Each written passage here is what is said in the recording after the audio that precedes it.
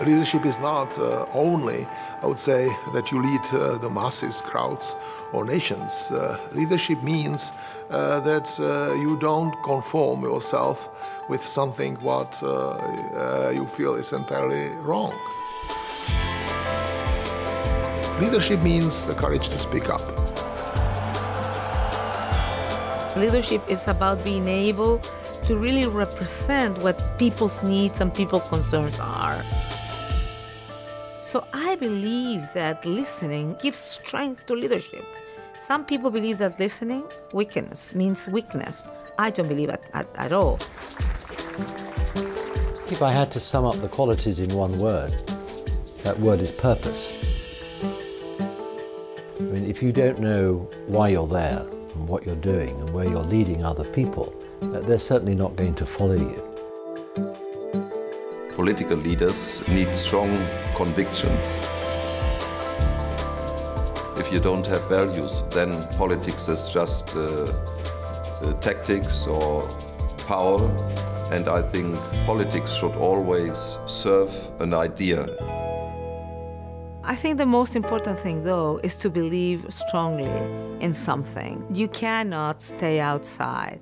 You cannot be an observer. You need to follow your beliefs, your ideas, and you need to do as much as you can to be able to achieve it. Not for yourself, for the people that you are responsible or that you are committed to. You know, in politics you pay one heck of a price, taking the blows, the slings and arrows that are constantly being pointed in your direction. It's not easy. Lord Mandelson knows more than most about being a target, having been twice forced to resign cabinet posts. The adversarial nature of politics, you're constantly being confronted by your critics or people who want to, impede you, or whether they're in front of you or behind you. Just 1 month ago, many of the men seated around the table were outcasts, disgraced, persecuted for bucking the system. Leaders are not those who simply pretend that they don't have weaknesses.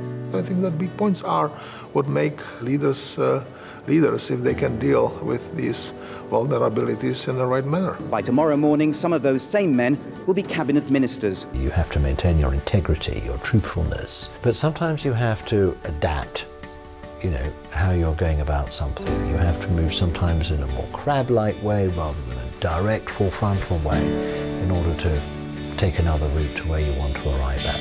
Now that's how I saw Lincoln. I have a great admiration for President Lincoln. He decided that slavery cannot be accepted because it's against the dignity of the human being. It is a self-evident truth that things which are equal to the same thing are equal to each other. He was a man with a lot of courage. Probably he was not understood in many things he thought, but he really fought for what he believed in. This settles the fate for all coming time, not only of the millions now in bondage, but of unborn millions to come.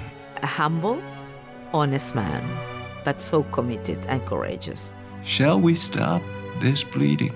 Power is communicative strategy, the ability to act in concert, the ability to generate power by being able to get others to your side and not just to impose on them something with the use of your weapons, whatever these weapons are. That is the art and skill of politics. Clear goals, strong conviction, but pragmatic and realistic in how you would achieve your ends. That's what he stood for. And finally, he won.